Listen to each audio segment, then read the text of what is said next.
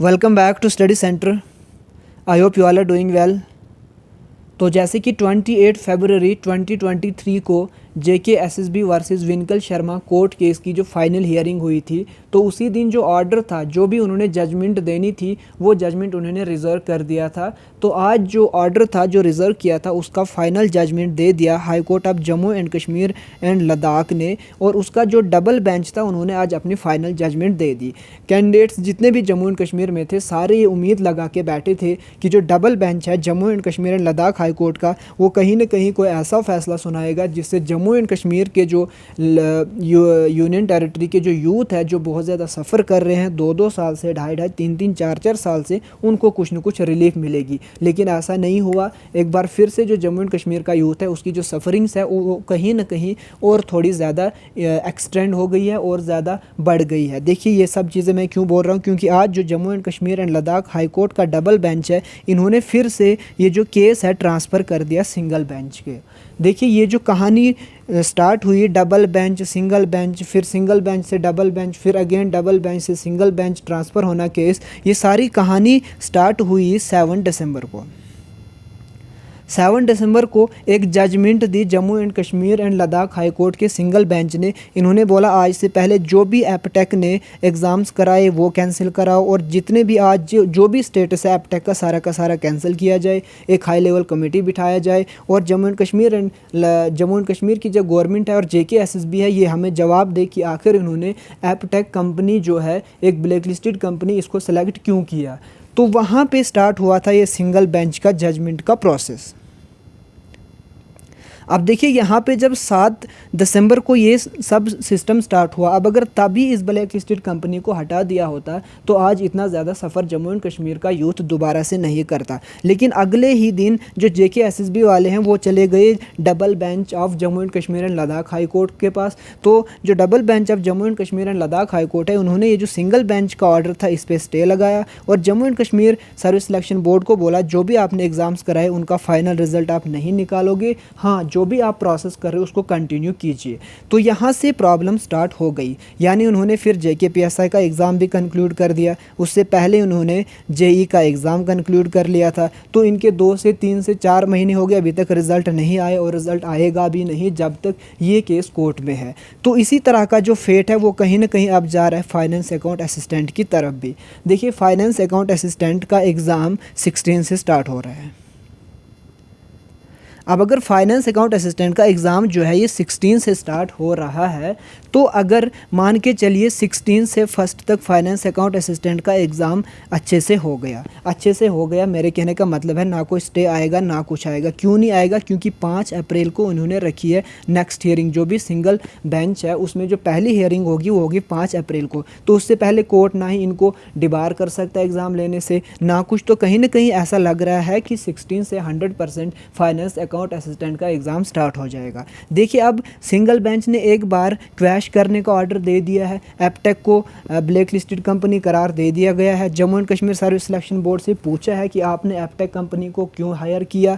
अब अगर ये सिंगल डिवीज़न जो सिंगल बेंच है, ये अगर फिर से इसी तरह का डिसीजन देता है कल, जैसे अगर 5 अप्रैल को इनका हियरिंग है, 5 अप्रैल जाहिर सी बात है फाइनल तो एक दिन में होने वाला नहीं है, मान के चलते हैं हम 30 अप्रैल को इनका फाइनल डिसीजन आया, और अगर फाइनल डिसीजन कुछ ऐसा आया कि जो एपटेक ने एग्ज़ाम कराए हैं इनको क्रैश कर दो, तो आप देखिए फिर फाइनेंस अकाउंट असिस्टेंट का एग्ज़ाम भी तब तक हो गया होगा।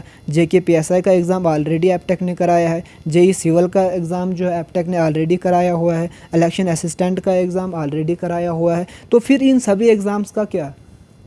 तो इस तरह की कंट्रोवर्शियल चीज़ें जो हो रही है ना जम्मू एंड कश्मीर में, ये सारा का सारा बर्डन कहीं ना कहीं आ रहा है किन पे? जम्मू एंड कश्मीर के यूथ, जम्मू एंड कश्मीर के उन कैंडिडेट्स पे जो 2-2, 3-3 साल से पढ़ रहे हैं। ये सभी सफरिंग्स होनी चाहिए थी उन स्कैमर्स पे जिन्होंने स्कैम किया, जिनकी वजह से फाइनेंस अकाउंट असिस्टेंट और JKPSI का एग्ज़ाम्स कैंसिल हुए। लेकिन नहीं, उन पे नहीं, बल्कि ये सारी लाठी कसी जा रही है। ये सारा जो जितना भी खेल रचा जा रहा है ये उन कैंडिडेट्स के पीछे रचा जा रहा है जो डिज़र्विंग है, जो हार्ड वर्किंग है।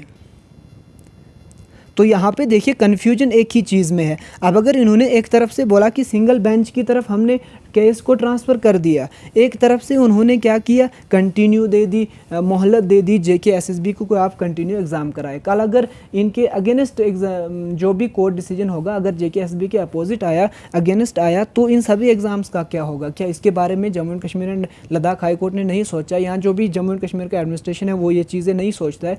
कल जब इस तरह के डिसीजंस आएंगे, अगेन कौन सफ़र करेगा? मैं बार बार यही बोल रहा हूँ, youth of Jammu and Kashmir again suffer करेगा। लेकिन फ़िलहाल के लिए मैंने आपको पहले भी चीज़ें बोली थी, आप वो चीज़ हमेशा कीजिए जो आपके कंट्रोल में है। और अभी आपके कंट्रोल में क्या है? आपका टाइम है। देखिए 16 से आपका एग्ज़ाम स्टार्ट होने वाला है। सबसे पहले आप अपने दिमाग को शांत कीजिए। देखिए शांत करना आसान नहीं है, लेकिन आप कोशिश कर सकते हो, क्योंकि वो 100% चांसेस है कि Jammu and Kashmir service selection board finance account assistant का एग्ज़ाम करा दे। और अगर एग्ज़ाम कराएगी तो ये 16 से लेकर फर्स्ट के दरमियान एग्ज़ाम कंक्लूड कर दे। और अगर कल एक ऐसा जजमेंट आ जाता है in the favour of JK-SSB आ जाए, तो तब क्या होगा? तब अगर आपने एग्ज़ाम्स में अच्छा नहीं किया होगा तो अगेन आप लोग ही सफ़र करोगे। इसलिए फ़िलहाल जब तक Jammu and Kashmir and Ladakh high court के जो सिंगल बेंच है उसका जो डिसीजन है नहीं आता है, प्लीज़ आप फोकस करने की कोशिश कीजिए स्टडी की तरफ। मुझे पता है इतना आसान जितना बोलना है कि स्टडी करो, एक तरफ से प्रोटेस्ट करो, ये सब चीज़ें बहुत मुश्किल है, लेकिन अगर आपसे मैनेज हो रही है तो करो, क्योंकि JK-SSB एग्ज़ाम भी करा देगी, ये भी एक सच बात है।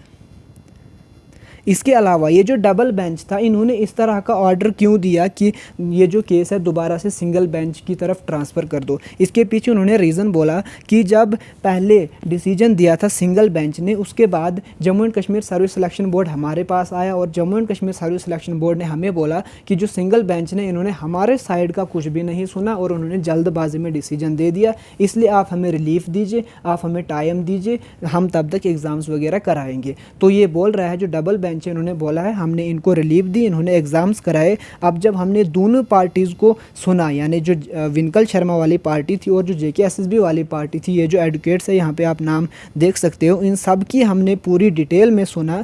तो अब हम डायरेक्टली इसको कहाँ ट्रांसफ़र कर देंगे? सिंगल जजमेंट के पास, सिंगल जो डिवीज़न है उसके पास, और वही फाइनल डिसीजन देगा। तो इस तरह की चीज़ें बोल के उन्होंने ये जो केस है इसको ट्रांसफ़र कर दिया अगेन सिंगल बेंच में। अब देखिए सिंगल बेंच को बोला गया है कि 5 अप्रैल से आप इसकी प्रोसीडिंग स्टार्ट करो, इसकी जो हियरिंग्स है वो स्टार्ट करो। और पता ही है आपको हमारे यहाँ पे कोर्ट में कम से कम 1 महीना तो लग ही जाएगा, तो मान के चले अप्रैल का पूरा महीना ही हियरिंग में चले जाएगा।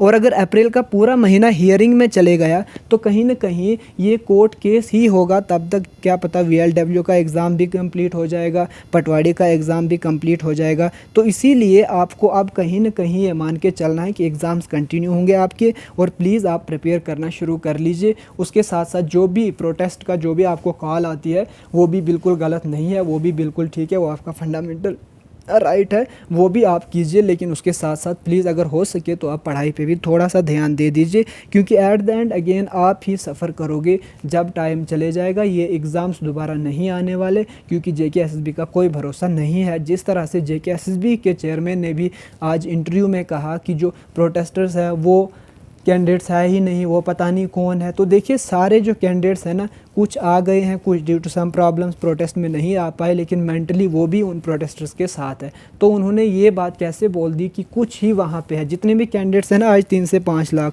सारे के सारे कहीं ना कहीं प्रोटेस्ट के साथ है। अब कुछ आ नहीं पाए ड्यू टू सम प्रॉब्लम्स, कुछ उन्हें अटेंड किया, उनको लिए सल्यूट सब के लिए। तो ये सब चीज़ें चल रही है, तो किस तरह से एक इंसान पढ़ सकता है। लेकिन फिर भी मैं आपको बोल रहा हूँ यहाँ पे कोशिश कीजिए अपने दिमाग को शांत रखने की, और अगर हो सके तो 16 को आप टारगेट करके अच्छे से रिवाइज़ कीजिए चीज़ें। क्योंकि आपने देखिए फाइनेंस अकाउंट असिस्टेंट की अगर बात करें 2-2.5 साल से पढ़ा है, बाकी जो भी एग्ज़ाम्स आने वाले उनके लिए आपने बहुत ज़्यादा मेहनत की है। एट द एंड अगर आप इन चीज़ों से डिस्टर्ब होकर पढ़ना छोड़ दोगे तो आपके लिए बिल्कुल भी ये अच्छी बात नहीं होगी। तो प्लीज़ फोकस कीजिए स्टडी पे। मैं पहले भी ये चीज़ बोलता, मुझे पता है कुछ लोग इससे डिसएग्री कर जाएंगे, बोलेंगे आप एपटेक के फेवर में हो, ऐसा बिल्कुल भी नहीं है। मैं चाहता हूँ कि आपका भी टाइम वेस्ट ना हो, जो 2 साल 3 साल आपके वेस्ट हो चुके हैं और ज़्यादा ना हो। तो यही चीज़ें मैं आपके साथ शेयर करना चाहता था। आई होप आपको चीज़ें समझ आ रही हैं। तो आज की वीडियो में इतना ही रखते हैं, मिलते हैं नई वीडियो में, तब तक के लिए अपना ख्याल रखिए। Thank you so much.